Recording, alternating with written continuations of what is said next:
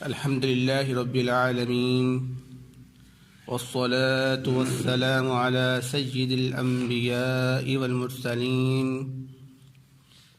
نبينا محمد وعلى آله وأصحابه أجمعين أما بعد أعوذ بالله السميع العليم من الشيطان الرجيم بسم الله الرحمن الرحيم وَلِكُلِّ أُمَّةٍ رَسُولٌ اور ہر امت کے لیے ہم نے ایک رسول بھیجا ہے. فَإِذَا جَاءَ رَسُولُهُمْ کہ جب وہ رسول ان کے پاس آ جاتا ہے قُضِيَ بَيْنَهُمْ بِالْقِسْطِ تو ان کے درمیان انصاف کے ساتھ فیصلہ کر دیا جاتا ہے. وَهُمْ لَا يُظْلَمُونَ اس حال میں کہ ان پر ظلم نہیں کیا جاتا.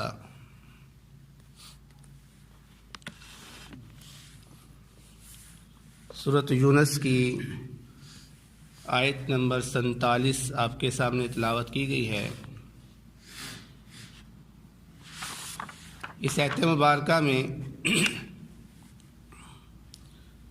اللہ رب العزت بیان فرما رہے ہیں کہ وَلِكُلِّ أُمَّةٍ الرَّسُولِ ہر امت کے لیے ایک رسول ہے.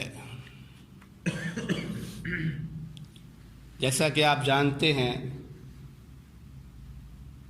کہ جب یہ دنیا کا سٹارٹ ہوا تھا تو اللہ رب العزت نے ہر قوم کے لیے الگ الگ نبی کو مقرر فرمایا تھا.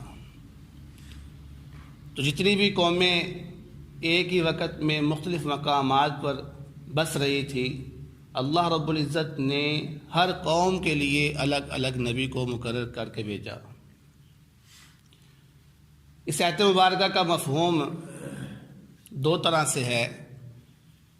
ایک یہ مفہوم بنتا ہے کہ جب اللہ رب العزت کسی امت کے اوپر رسول کو بھیجتا ہے اور وہ رسول اپنا دین کا کام کرتا ہے، اپنی دعوت ان کو دیتا ہے، دعوت دینے کے بعد اللہ رب العزت پھر اس قوم کا فیصلہ کر دیتا ہے.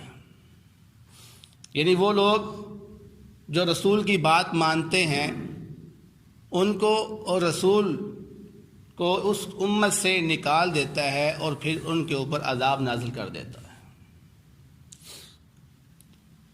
مطلب یہ ہے کہ اللہ رب العزت جب کسی قوم پر عذاب نازل کرتا ہے تو بغیر حجت کے نہیں کرتا.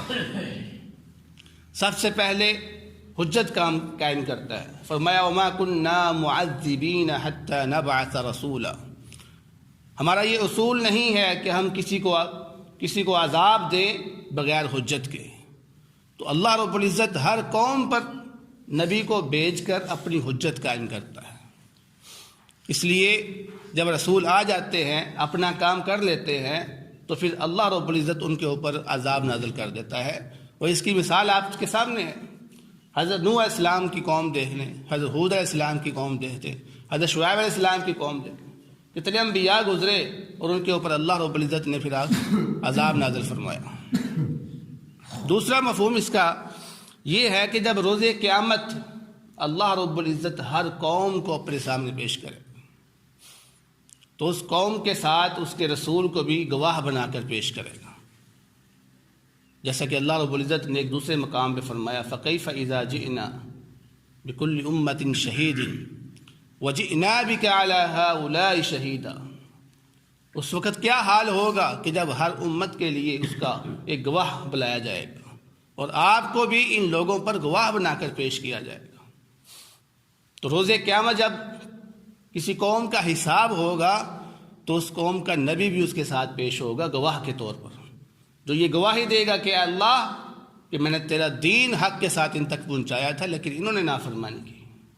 اور اس کے ساتھ ساتھ فرشتے بھی وہاں پر موجود ہوں گے جو نامہ اعمال لے کر کھڑے ہوں گے اور ان کا حساب کتاب ہوگا وہاں.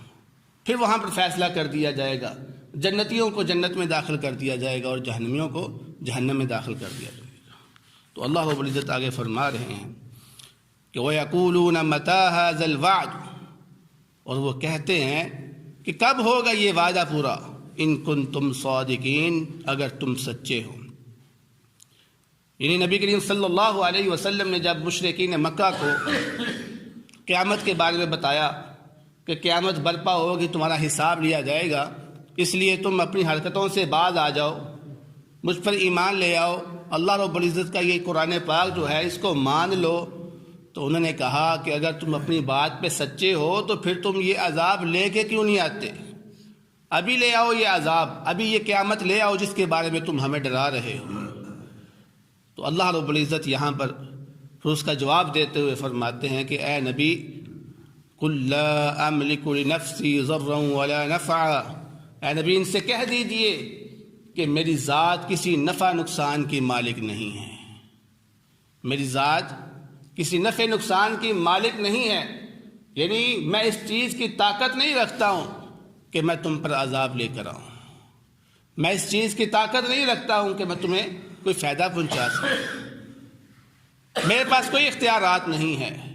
اور ایک جگہ پہ اللہ کے نبی نے فرمایا لو ان عندي ما تستعجلون به لقضي بينهم، کہ جس چیز کا تم مطالبہ کر رہے ہو اگر اس کا اختیار میرے ہاتھ میں ہوتا تو میں تم پر کب کا عذاب لے کے آ جاتا۔